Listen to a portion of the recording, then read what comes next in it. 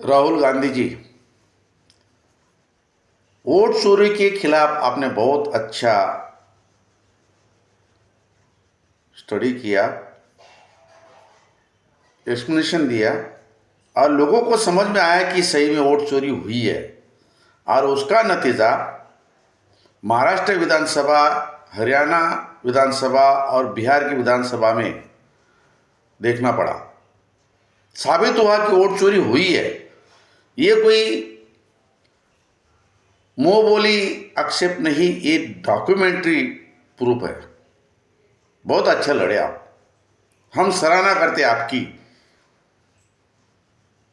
ये लड़ना बहुत जरूरी है और इसलिए मैं हमारे महाराष्ट्र के जो नेता शरद पवार और उद्धव ठाकरे, उनको भी अपील करता हूं और हमारे नेता बच्चू कडू, उनको भी अपील करता हूं कि आप लोग इस मूवमेंट में शामिल हो। आपने बिहार का जो चुनाव, उसका परिणाम देखा और वो बिहारी जनता को वो अच्छा नहीं लगा, तो बिहारी जनता बहुत गुस्से में आकर आंदोलन कर रही है। चुनाव आयुक्त के घर पर मोर्चा कर रही है। मेरा सुझाव है, मेरा अपील है कि शरद पवार साहब और उद्धव ठाकरे साहब, आप लोग उसमें शरीक होना चाहिए। अगर हिंदुस्तान की ये डेमोक्रेसी बचानी है तो राहुल गांधी ने अच्छा कदम उठाया है। इसमें आप अगर शामिल हुए तो लगता कि पवार साहब और ठाकरे साहब भी इस देश के लिए कुछ लड़ रहे हैं। राहुल गांधी जी को और एक अपील है,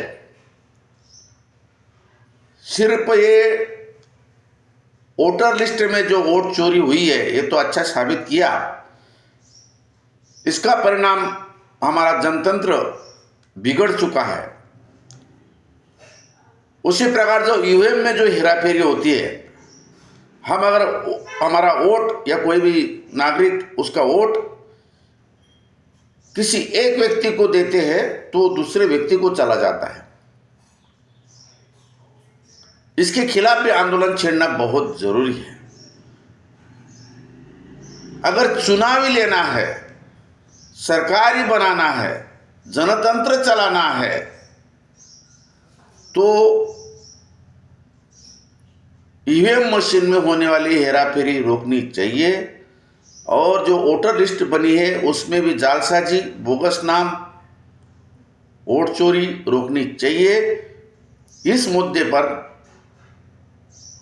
दिल्ली में जंतर मंतर हो या रामलीला मैदान हो या गांधी स्मृति हो, वहां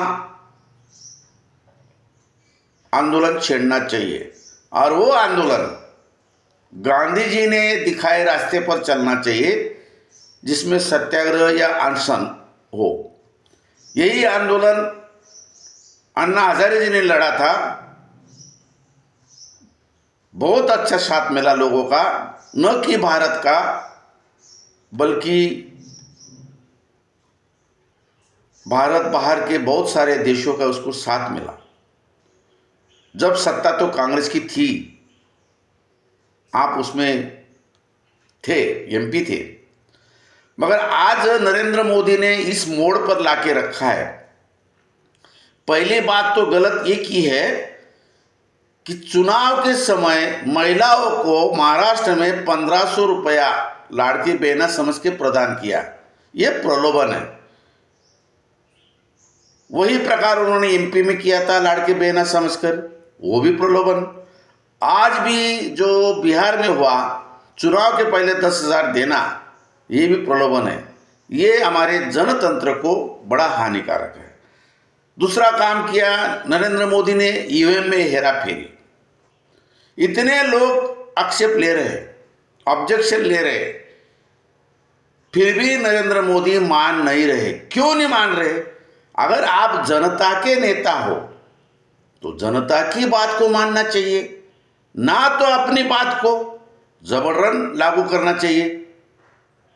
ये तो तानाशाही हो गई नरेंद्र मोदी की।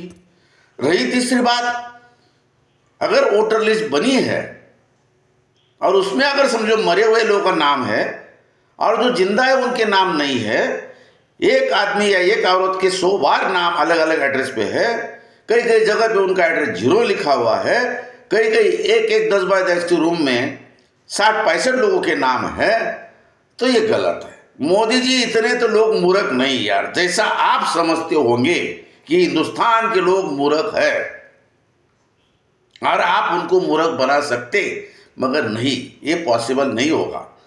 तो हिंदुस्तान में मोदी ने ये तीनों जो फंडा अपनाया है मरते दम तक सत्ता में रहने का,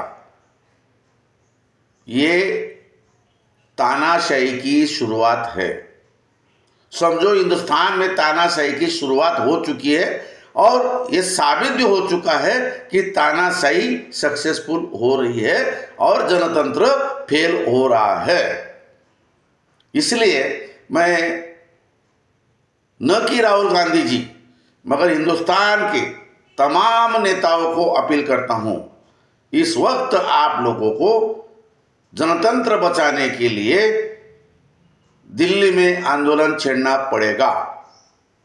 ये आंदोलन किसी व्यक्ति विशेष के विरोध में न होते हुए जो ये तीनों गलतियां सरकार ने लागू की है, बदमाशी की है कि प्रलोभन देना, ईवीएम में हेराफेरी करना, वोट चोरी करना, उसके खिलाफ अगर आंदोलन छेड़ा जाए तो मुझे लगता है तमाम हिंदुस्तानी लोग, राहुल गांधी जी आपको साथ देंगे और इसमें यश मिलेगा, क्योंकि यही रास्ता महात्मा गांधी जी ने अपनाया था, वो सक्सेस हुए।